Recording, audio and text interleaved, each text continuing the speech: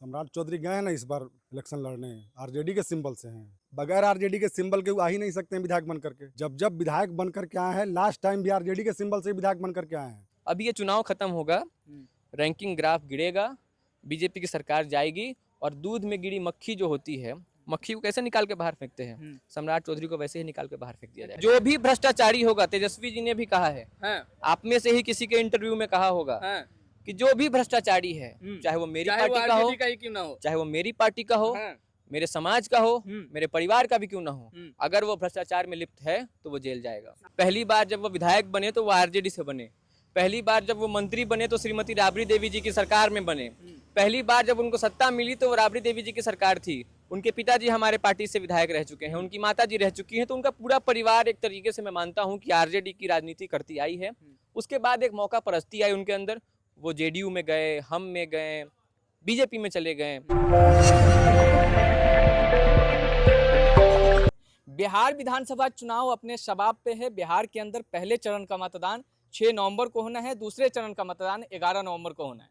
वैसे में दोनों दल यानी एनडीए और इंडिया गठबंधन दोनों ये दावा कर रही है कि बिहार में इस बार सरकार बनाने जा रहे हैं, लेकिन होगा क्या वो तो आने वाला वक्त 14 नवंबर बताएगा। अभी हम ढाका में हैं, अभी हमारे साथ मौजूद हैं आरजेडी नेता हामिद रजा, उनसे बातचीत करेंगे। क्या लग रहा है सर, इस बार बिहार में क्या होने वाला है? एक तरफा लहर तेजस्वी यादव का, महागठबंधन अपना इस बार जो आने वाला विधानसभा है, तेजस्वी यादव को मुख्यमंत्री बनाने जा रही है। महागठबंधन बचा कहाँ? कह रहे हैं कि महागठबंधन आपस में सिर फुटबॉल करने में लगा है, तो बचा कहाँ? महागठबंधन पूरी तरह से इंटेक्ट है। विरोधी अपने बारे में सोचे, लोजपा जदयू का जो अंदर से खेल चल रहा है, अपने गिरेबान में झाके, अपने आंगन में देखे, महागठबंधन की ओर देखने की आवश्यकता नहीं है। लेकिन एक तरफ सम्राट चौधरी हैं, डिप्टी सीएम हैं, कहते हैं कि बिहार का असली विकास, ओरिजिनल विकास 2005 के बाद हुआ है।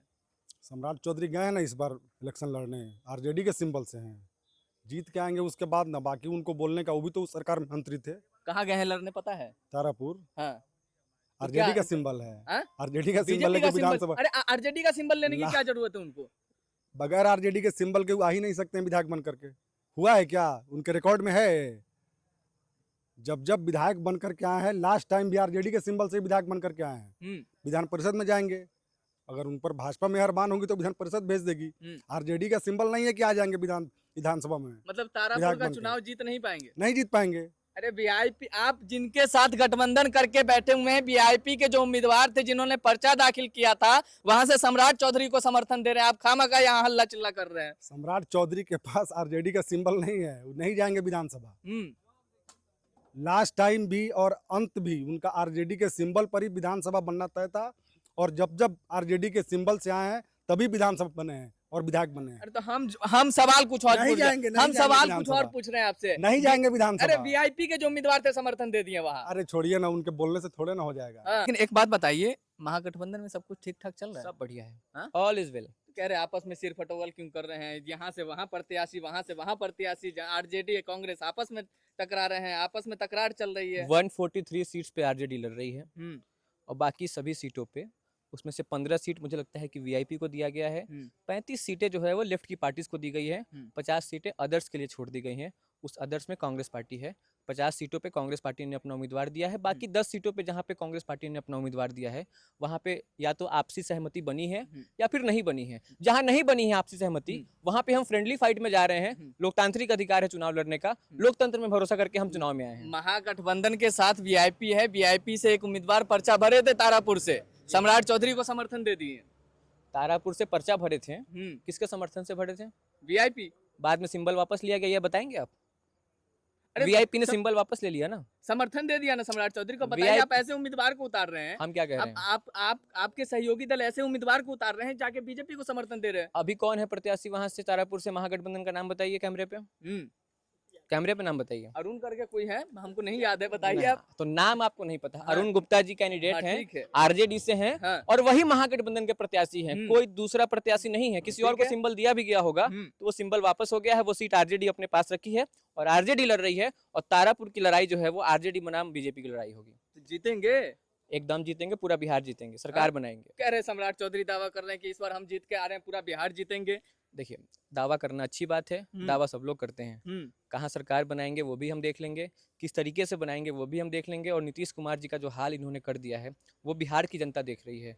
जिस तरीके से बिहार के दलित, पिछड़े, आदिवासी और अकलियत समाज के साथ ये लोग नाइंसाफ़ी कर रहे हैं वो भी बिहार की जनता देख रही है। महिलाओं के साथ जिस तरीके से दुर्व्यवहार हो रहा है, जिस तरीके अपराध बढ़ रहे हैं, जिस तरीके से बलात्कार की घटनाएं हो रही हैं, वो भी बिहार देख रहा है।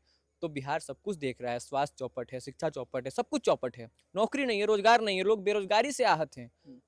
जब आप दिल्ली से पटना आ रही ट्रेनों को देखेंगे, दिल्ली से देश के अलग अलग हिस्सों से लोग जो बिहार आ रहे हैं, आप उन ट्रेनों की हालातों को देख लीजिए। आप स्लीपर बोगी में चले जाइए, पत्रकार है ना आप पटना जंक्शन पे चले जाइए, जो भी ट्रेन पटना आ रही है, दिल्ली से, बम्बे से, सूरत से, कहीं से भी जाके उसकी हालात को आप दिखाइए, आप बता पाएंगे कि बिहार की हालात क्या हैं। पलायन का दंश झेल रहे हैं बिहार के युवा, पलायन का दंश झेल रहे हैं बिहार के लोग, परिवर्तन चाहते हैं और वो परिवर्तन होकर रहेगा। तो कह रहे सम्राट चौधरी फिर से भ्रष्टाचारियों को थोड़ी ला देंगे। कौन भ्रष्टाचारी है? अब बोल रहे हैं कि लालू यादव भ्रष्टाचारी थे ना।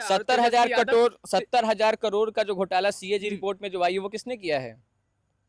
आरजेडी की सरकार है। किसने किया है? 70,000 करोड़ जो गायब हुए हैं सीएजी में, वो किसने किया है? सरकार किसकी है? कौन जवाब देगा? उस पर तो जांच होगी। आरजेडी जवाब देगी या बीजेपी जवाब देगी? कौन जवाब देगा? तो आरजेडी आएगी तो जांच होगी। एकदम होगी। हाँ। सब जेल में जाएंगे। आरजेडी आएगी तो जेल में डाल देंगे। एकदम जेल में डालेंगे। हाँ? एकदम जेल में डालेंगे। जो भी भ्रष्टाचारी होगा, तेजस्वी जी ने भी कहा है, हाँ। आप में से ही किसी के इंटरव्यू में कहा होगा, हाँ। कि जो भी भ्रष्टाचारी है, चाहे वो मेरी पार्टी का हो, क्यों ना हो, चाहे वो मेरी पार्टी का हो, हाँ। मेरे समाज का हो, मेरे परिवार का भी क्यों ना हो, अगर वो भ्रष्टाचार में लिप्त है तो वो जेल जाएगा। सम्राट चौधरी कह रहे हैं कि तेजस्वी अपने हाथ पे गुंदवा ले, मेरा बाप चोर है। सम्राट चौधरी जो कुछ भी बोल रहे हैं, मैं तो यही कहूंगा कि उन्होंने जो राजनीति की अपनी शुरुआत की, पहली बार जब वो विधायक बने तो वो आरजेडी से बने, पहली बार जब वो मंत्री बने तो श्रीमती राबड़ी देवी जी की सरकार में बने, पहली बार जब उनको सत्ता मिली तो वो राबड़ी देवी जी की सरकार थी। उनके पिताजी हमारे पार्टी से विधायक रह चुके हैं, उनकी माताजी रह चुकी हैं, तो उनका पूरा परिवार एक तरीके से मैं मानता हूं कि आरजेडी की राजनीति करती आई है।